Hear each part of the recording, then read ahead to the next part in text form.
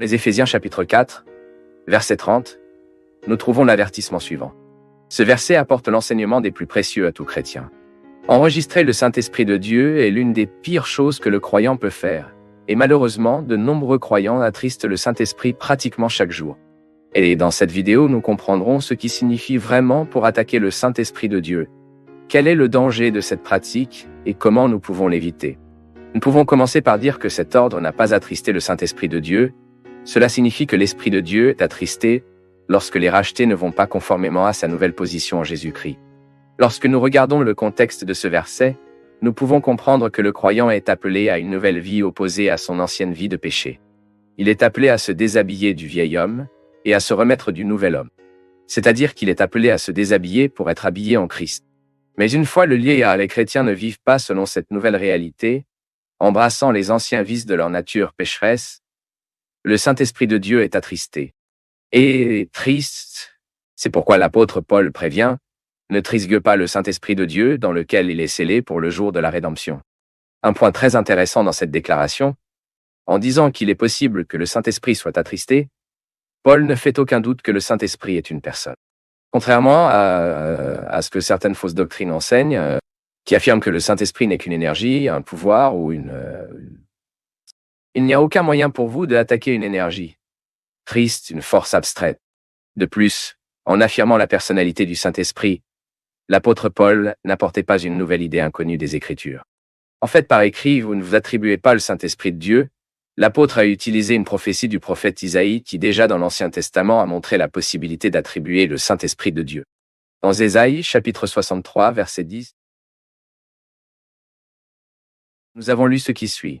Mais ils étaient rebelles et contradiaient leur Saint-Esprit. Par conséquent, il a inversé l'ennemi, et il a lui-même combattu.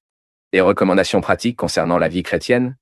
Ils doivent vivre correctement en tant qu'enfants de Dieu, qu'ils sont en Christ.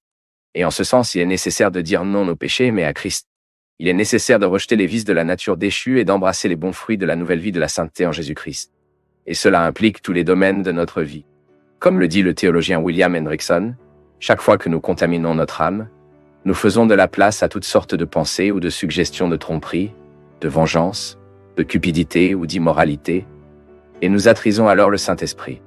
Par conséquent, nous devons être conscients que nous ne devons pas attaquer le Saint-Esprit de Dieu, que ce soit avec nos attitudes, nos paroles, ou avec nos pensées. Cet avertissement, vous ne tradons pas le Saint-Esprit de Dieu, doit couvrir complètement notre vie. Chaque jour, nous devons nous demander, y a-t-il quelque chose dans mon cœur, mes pensées, mes paroles ou dans mes actions qui sont préjudiciables et par conséquent vous emportez le Saint-Esprit? C'est une réflexion quotidienne que nous devons tous faire. Et avant de continuer, je veux vous dire que ce plan que j'utilise ici dans cette étude est disponible en PDF pour les membres du canal. Donc si vous voulez avoir nos études PDF, soyez membre de la chaîne. Vous aidez également à maintenir notre travail d'enseignement sur la parole de Dieu.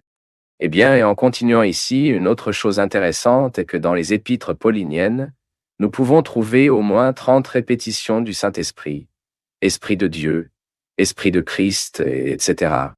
Et cela est compréhensible à la lumière de la vérité qu'il est impossible pour quiconque d'être sauvé de l'œuvre du Saint-Esprit. Le Saint-Esprit est celui qui s'applique à la vie de l'homme, l'œuvre de rédemption planifiée par le Père et exécutée par son Fils. De la régénération à la sanctification quotidienne, le Saint-Esprit est présent dans la vie du croyant. Et qu'est-ce que cela signifie? Cela signifie que le Saint-Esprit n'est pas seulement ça ce qui nous donne la vie, mais c'est aussi celui qui nous maintient en vie, qui nous soutient. S'il y a quelque chose de bien et de précieux en nous, son origine est dans le Saint-Esprit. Les vertus à travers lesquelles nous pouvons plaire à Dieu sont en fait des parties du fruit de l'Esprit, comme nous l'apprenons dans les Galates chapitre 5. Et le rôle du Saint-Esprit dans nos vies est si grand, mais si grand que nous pouvons dire c'est en elle que nous vivons personnellement notre relation avec Dieu. C'est pourquoi la Bible dit que le Saint-Esprit habite dans la vie des rachetés, faisant de lui le temple de Dieu.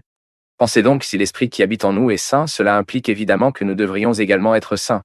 Et la bonne nouvelle est que dans le Saint-Esprit, nous trouvons la source de toute la sainteté dont nous avons besoin. Par conséquent, compte tenu du caractère fondamental de la personne du Saint-Esprit aux croyants, il n'est pas étrange que peu de temps, après avoir averti ses lecteurs de ne pas attaquer le Saint-Esprit de Dieu, Paul a terminé dire qu'en lui, c'est-à-dire dans l'Esprit, les croyants sont scellés pour le jour de la rédemption. Et quel est le jour de la rédemption? Le jour de la rédemption est le grand jour du retour du Christ. C'est le jour où toutes choses seront consommées à la gloire de Dieu selon son dessein éternel. Le jour de la rédemption est le jour où nos corps humiliés se transformeront transformés et incorruptibles à la ressemblance du corps glorieux du Christ ressuscité.